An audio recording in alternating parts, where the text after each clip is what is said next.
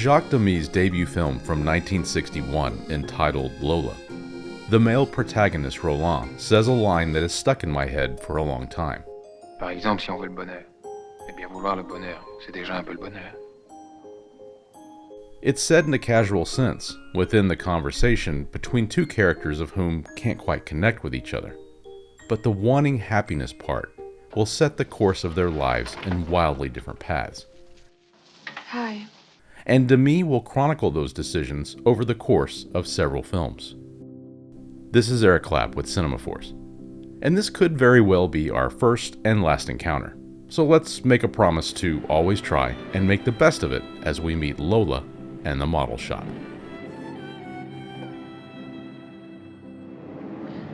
Where do you want to go?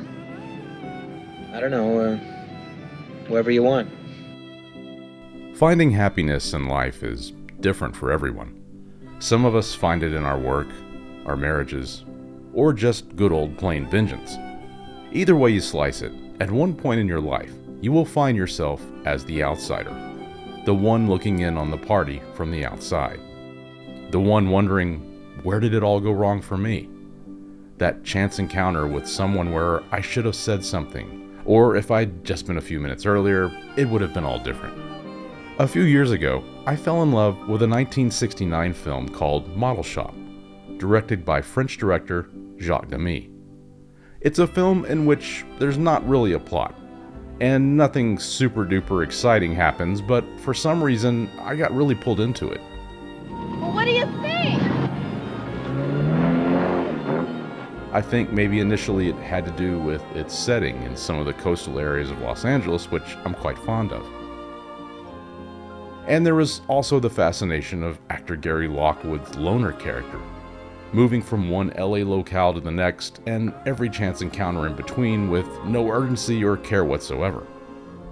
One of these chance encounters is with actress Anouk Ami, playing a model named Lola. You're French. As you can hear. I followed you this morning. Yes, I know. Goodbye. On first viewing, it seemed like it was an encounter just like any other in the film. But I was really wrong about that. Lola was in fact the subject of Demy's first film, Lola, from 1961. Il veut plaire sans tenir là. C'est moi. C'est Lola. Intrigued with these intersecting characters, I watched Lola, and much like Model Shop, I fell in love with Demy's obsession with time and the chance encounter. And so I decided to take a closer look into Demy's films. I was already a huge fan of the Umbrellas of Cherbourg. Much like Model Shop though, I had no idea that it too was connected to Lola. Demy, it seemed, wanted to connect all of his films via its characters, while never disrupting any of them as a singular piece. A quiet cinematic universe, before such a term was ever heard of. Now, not all of his films are connected. There is this quadrilogy of sorts consisting of Lola, Bay of Angels, Umbrellas of Cherbourg, and Model Shop that have clear intentional connections. And there are a few Easter eggs in The Young Girls of Rochefort too, if you really want to go down the rabbit hole. Demy's parents owned a gas station and lived above it in Nantes, France. The difficulty of sustaining a business is something a young Demy would take notice of. That blue-collar attitude would eventually be transported to an Oz-like environment. However, Demy never let Oz get in the way of the cruel realities of real life. Depuis tantôt, tu te fous de ton travail. Tu pourrais te payer une autre combinaison et te raser avant de venir à l'atelier. Alors ça suffit comme ça, j'irai travailler ailleurs. In Lola, we first encounter a mysterious man who drives through the French seaside of Nantes in his luxury convertible. As quickly as he disappears, we are introduced to our lead, Roland, played by Marc Michel. Roland is a talented yet directionless young man who wants to be artistic, but also feels that true love will give him purpose. Mais vous avez un défaut. Vous baillez aux corneilles. Je rêve tout au plus. Meanwhile, our co-lead character of Lola is played by Ami. She's a cabaret dancer struggling to make ends meet as a single mom. She teases a US sailor named Frankie while fantasizing of the return of Michel, the father of her child who has been absent for many, many years. A chance encounter between the two on the street re-energizes a childhood crush for Roland. The carefree Lola, on the other hand, is cautiously flirtatious to Roland, but keeps her distance. Ça me fait plaisir de te voir. Tiens, mets ta main là. Tu te rends compte, j'ai le cœur qui bat à se rompre. Et que toi, Quoi, moi? tu es marié? Oh non. Roland now dreams of running away with Lola and begins to plan his exit by announcing to his acquaintances that he and Lola are leaving. C'est absurde de partir. Pourquoi chercher ailleurs ce qu'on trouve à sa porte? Qu'allez-vous trouver? L'amour, je crois. Men like Frankie are drawn to Lola's beauty without question, as are Roland. But Roland might also be drawn in by her carefree nature, which he believes he can fix. It's in these somewhat simple setups between couples that Demy begins to twist the viewer's emotions. Demy can, on a dime, change an incredibly hopeful moment between two characters you want to see together into an absolute knot of ambiguity. It's heartbreaking how effortlessly he can do this, and it blindsides you time after time. In a traditional Hollywood romantic comedy, it's always the same structure. Boy meets girl, boy loses girl, boy wins girl over. Not in the Demyverse. It's complicated, just like real life. Even the supporting characters are harboring romantic secrets, including yet another single mother and her daughter Cécile, who both have a crush on Roland. And Cécile is in fact Lola's real name. As seemingly every character decides to leave town, we begin to see the links between them all. On repeat viewings, you might even notice if one character had just walked into a bar and run into another character, this whole story would have taken a different turn, and it might have been for the better, not the worst. Roland learns some big lessons in this film. As he leaves town, we wonder, is he gonna be okay? And as Lola drives away for a better life with Michel, the way she always envisioned it, what if it fails? Demy didn't have the answer right away, but he will answer these questions, just not in this film. The truth is often the protective barrier that prevents these characters to reveal their true feelings to one another. The single widowed mother is a theme that Demy returns to again and again in his films, which is interesting because Demy had quite a stable family life. No broken marriages, none of it. And so that started to really intrigue me. Is the child of the single mother the manifestation of these chance encounters? A physical result of the encounter that, although beautiful, is also terrifying to characters who see themselves as free? Director of photography Raoul Coutard, who was coming off of shooting Godard's Breathless the previous year, brings that same energy into Lola. Shooting an intimate movie with a super wide lens about the unsaid between two characters was a wise choice. Some of the compositions in Lola are so extreme that characters are often distorted on the edges of the frame. This might appear to be a mistake, but Coutard was in many ways responsible for the French New Wave look and attitude. His black and white photography here is very intentional. Demy was forced to use it to save money in the budget, and he doubles down and uses contrast like one would with color. Characters bathed in white and black outfits to show the contrast between them.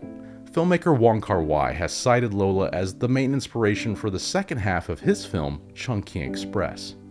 And it's easy to see why, both photographically and thematically. Wong Kar-wai has also been known to pluck supporting characters from film to film, just like Demy did. The excitement of a new flame or the reignition of an old one. A spell check on a life littered with errors. As you run through the Demy filmography, one of the first things that draws your attention is its music. Nous sommes deux sœurs jumelles, nées sous le signe des Gémeaux. Mi fa sol la mi ré, ré mi fa sol sol sol ré do. And as much as we have discussed the recurring characters, perhaps the most important of those is of composer Michel Legrand. With Lola, his character themes are established. As characters in future films like Umbrellas of Cherbourg return, so do their themes.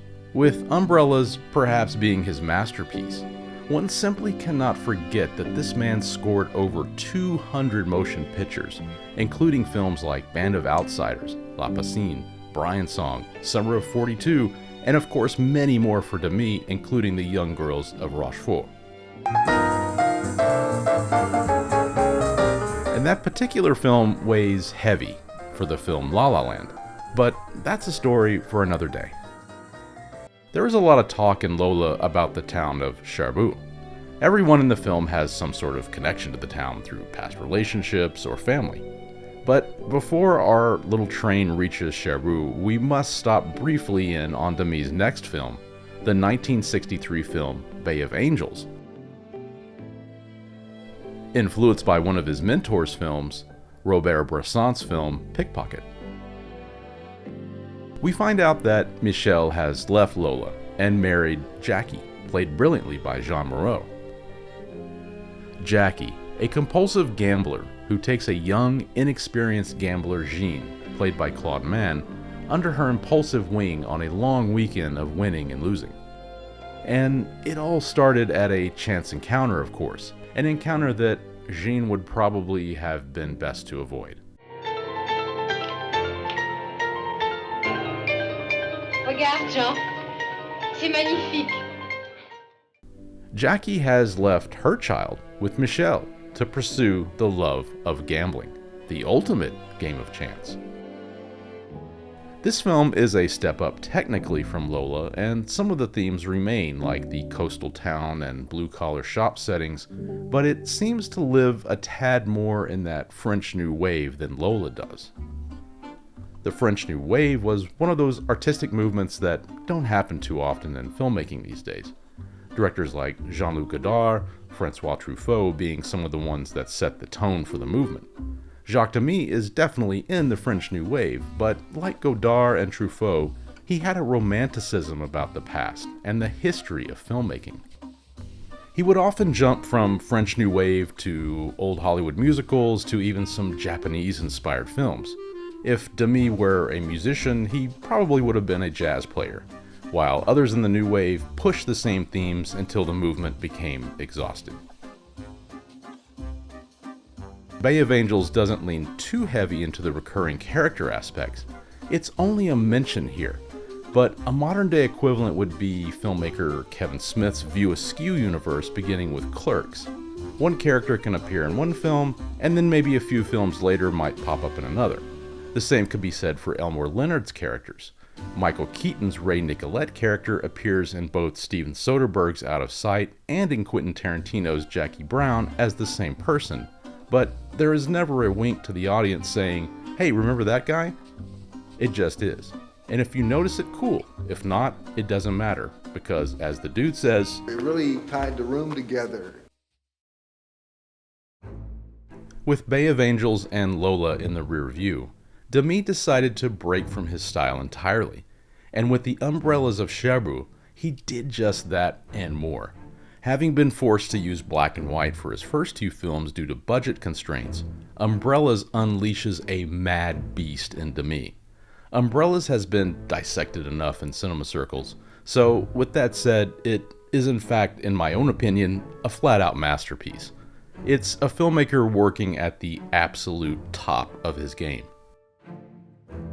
bringing not just dramatics to the table, but marrying them with technical and musical skills that make movies the art form that they should be.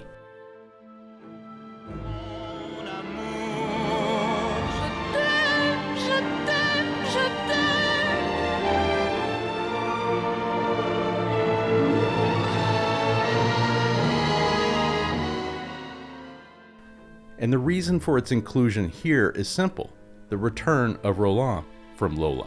Bonjour, monsieur. Bonjour, mademoiselle. Vous savez la nouvelle? Quelle nouvelle? Cécile est partie à Cherbourg, chez son oncle coiffeur.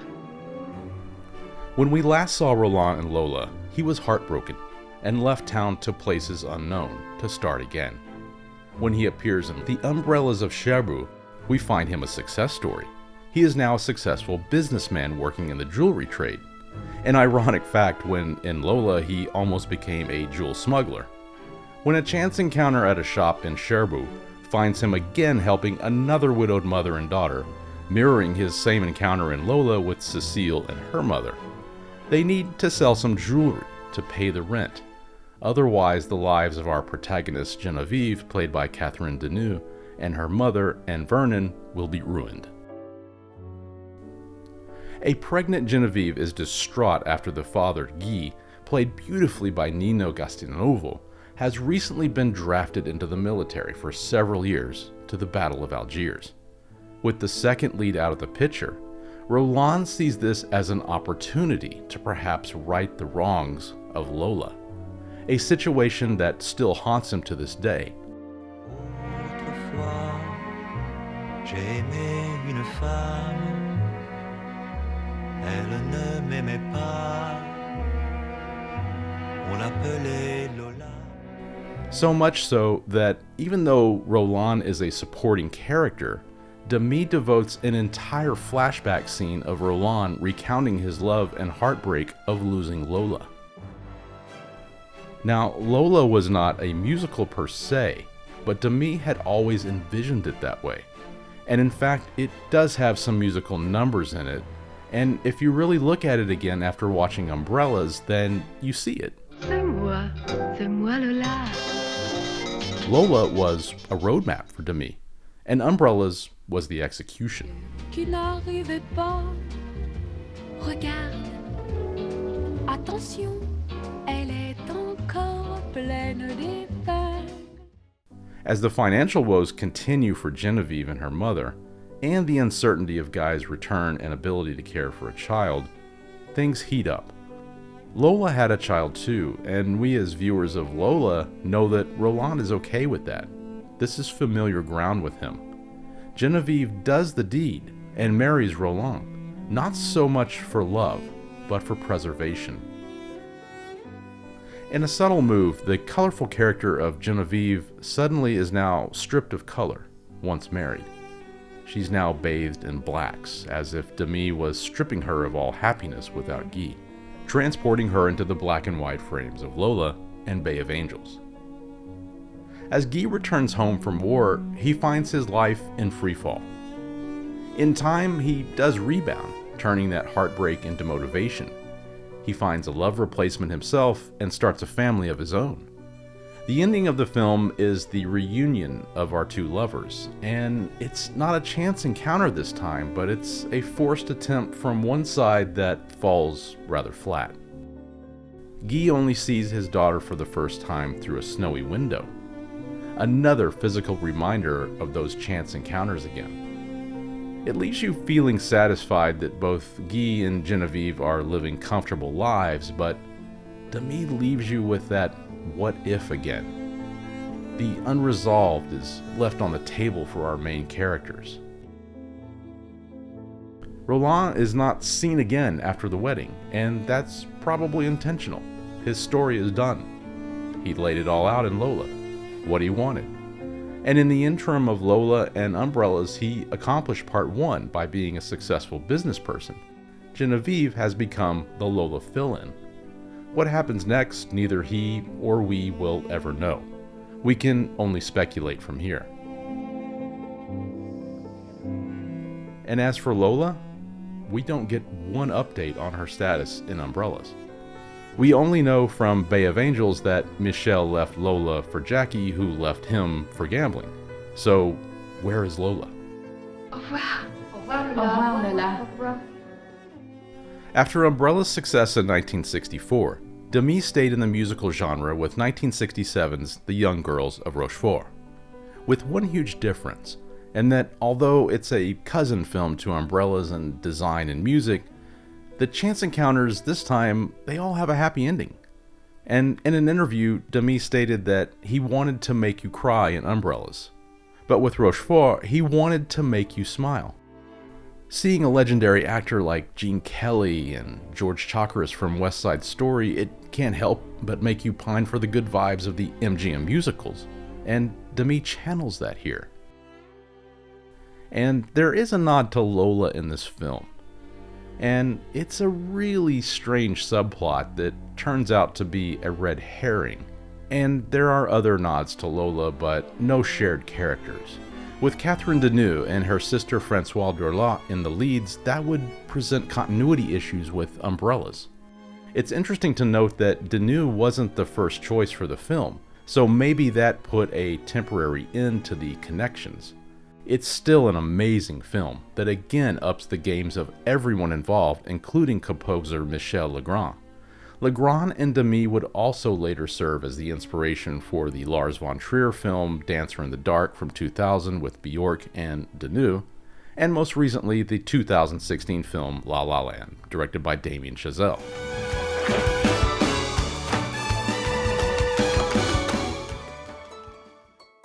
Demy's next film was actually set in La La Land itself, with 1969's Model Shop.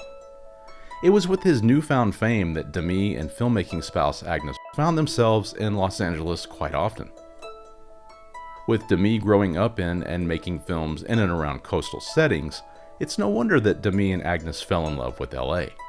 It was here where Demy decided the character of Lola had probably landed, the town that dreamers come to. Model Shop is LA through the eyes of a visitor to the United States in Demy. It's set in a year where a lot was happening in society, and young people were faced with a lot of internal decisions. They didn't dig me either. They thought I was psychologically off type, plus too tall and skinny for the hall. Demy lands here and prints out a introspective mood piece that inspired future filmmaker Quentin Tarantino so much that he pays tribute to Demy many times in 2019's Once Upon a Time in Hollywood. More than 1,000 communist dead are reported in new, large-scale fighting in South Vietnam. Washington. It's just been announced that Paris has been selected as the site of the Vietnamese peace talks. A White House spokesman indicated President Johnson was enthusiastic and hopeful that the talks would result in an end to the hostilities. Give me a lift? Where are you going? Sunset. Oh, that's cool. You can drop me on the strip. This is the film where I first met Lola, but it's also where I first met George. And George is a college graduate who, much like Roland and Lola, is smart and educated, but finds himself adrift in life. He refuses to commit to anything, his girlfriend, or even society itself. He has freedom, but like Roland, something is missing, and he knows it's out there somewhere in LA. Model Shop contains a ton of driving shots. Mostly, of course, in convertibles, which is now a Demy staple. It's a wonderful time capsule of Los Angeles from 1969.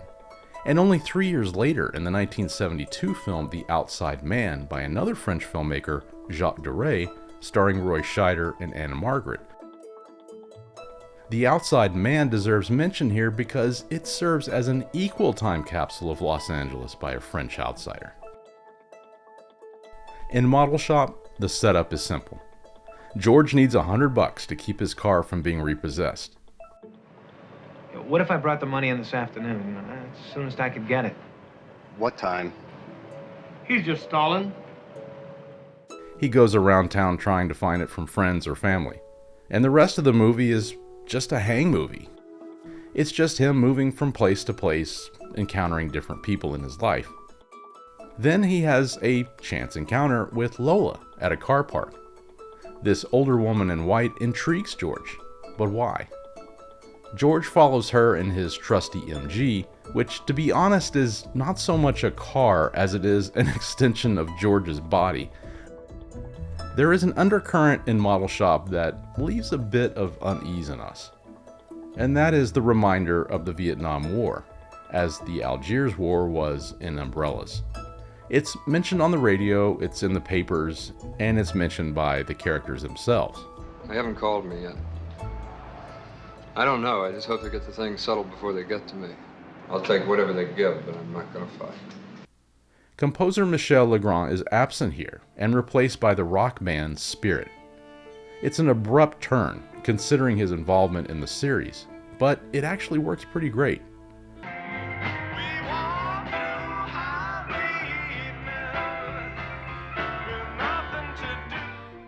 Legrand might have felt out of place in LA, whereas Spirit fits in perfectly for the time. Our Lola is in tough shape. She finds herself as a low-rent model at a model shop, where men can walk in, rent a camera, pick a model, pick a set, and take photos. I like this one. Lola seems very melancholy now. Gone is her youthful, exuberant personality. The sets in the model shop seem like a prison, the opposite of the wallpapered happiness seen in Umbrellas. We feel an empathy for Lola this time, in that her life has not gone as planned, at all. You don't seem particularly interested in photography. I'm not. I'm more interested in you. For George, his fate is possibly sealed in a parallel manner that Guy's was in Umbrellas, with a draft notice that comes halfway into the film. Yeah, I'm here. Hello, George? Hi, Dad. Now, here's the word. You're to report up here in San Francisco this coming Monday. George, I want you to think about making the best job you can out of the Army. George peers at these photos of Lola, who is more familiar to him now than anything else in his life.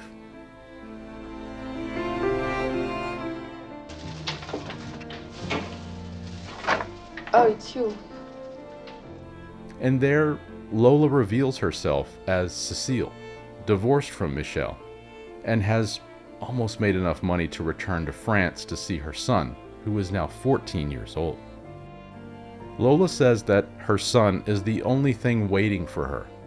George, now realizing his fate in Vietnam, just wants to tell someone that he loves them. And Lola becomes that for him. Lola lays out what happened to Michel having an affair with Jackie from Bay of Angels.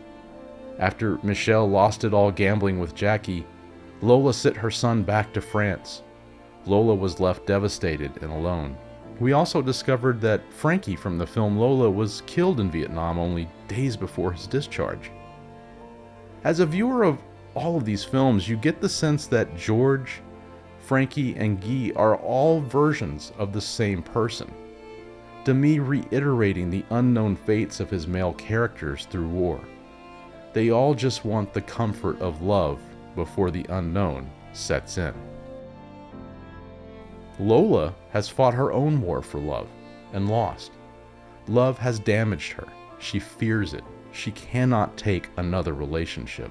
You really speak as if you were just discovering love. As if you never loved anyone before. I never loved anyone. George and Lola's consummation of their chance encounter is not about love. It's just two souls looking for some temporary shelter. The final scene of George's entire life being taken away from him, it's just really heartbreaking. He spills his true feelings to Lola's roommate on the phone after Lola has left for Paris, and he says everything he wants to say to a stranger because that's all he has left. No, she didn't say that she was coming back. She said she'd write to me then. That's good. Yeah. It's a raw performance by Lockwood, who lets everything out in this moment. He's cornered, he's scared, he's us. Know that I was going to try and begin again. You know what I mean? I just wanted her to know that I was going to try.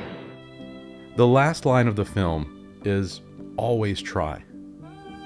And that is the end of the Demyverse. Always try, you know? Yeah, always try. Yeah, always try. With the world falling apart around you, we are left with that line. Always try. And that's what Demy's characters do. They live, they love, and they fail. But they always try. These films cast a large spell. By themselves, without the knowledge of the others, they all work flawlessly. But with the knowledge of the other films that came before them, they are transformative. I've often wondered if Demy ever thought about returning to this universe. And yes, in fact he had. His goal was to make 50 films, all with interconnected characters. His remaining films before his untimely death in 1990 have some clues, but they're more difficult to find. Maybe it took him these 4 films just to get to that line of always try. I think about his characters all the time. When I'm in France, I thought, where's Lola? What has she gotten into? And when I'm in LA, I think, where's George? Did I pass him on the beach in Venice? Are they still trying? I know that I am, and I hope anyone still watching this is too.